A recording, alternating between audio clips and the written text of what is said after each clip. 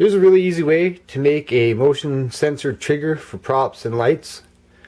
All you're going to need to do, hit your hardware store, find the cheapest motion sensor you can find with lights on them. Get yourself in a plastic electric box, waterproof. I like these ones because you have different options, mounting them to a wall or screwing them to the ground with some poles. Get yourself a cheap extension cord from the dollar store and make sure you grab one of these. All that does, screws into your light socket, turns it into a plug. Don't need much for tools.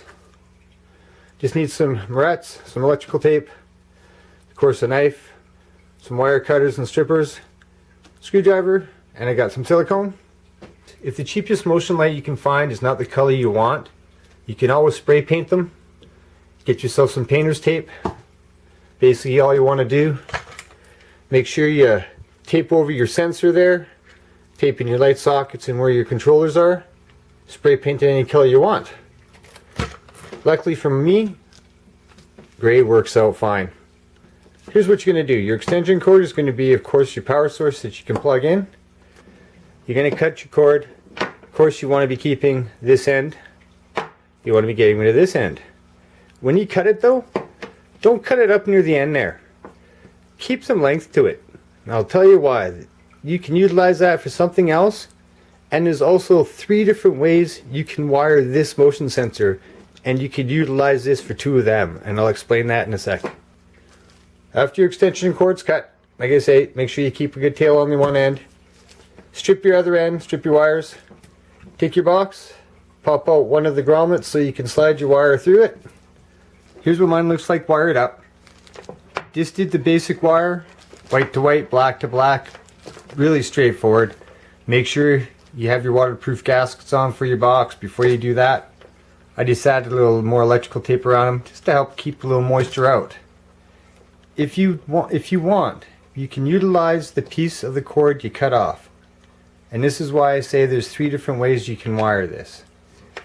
First way to wire, way I have it. Straightforward, black to black, white to white, nothing fancy, real easy. Second way, utilizing the cord end you cut off, of course strip that down, slide it in there. Now you can connect that straight to your power in, have this hanging out the bottom of your box.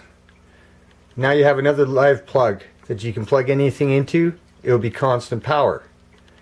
You can get more creative.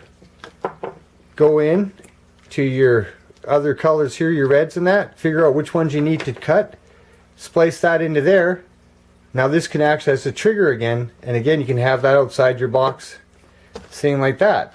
So you can utilize that for a power source, wiring it one way, or utilizing it as another motion switch power source, wiring it in to your sensors and your reds and whites. Like I said, mine's just a simple way, straightforward, black to black, white to white. Now what I have to do is just close up the box, screw it together, it's done. Last thing to do, put some silicone in the hole, let it cure up. It's pretty well going to stay waterproof. Of course you want to test it, make sure it works before you seal everything up. And then this. All you're going to do with this, screws into where one of your light bulbs goes, plug something in, and there you go.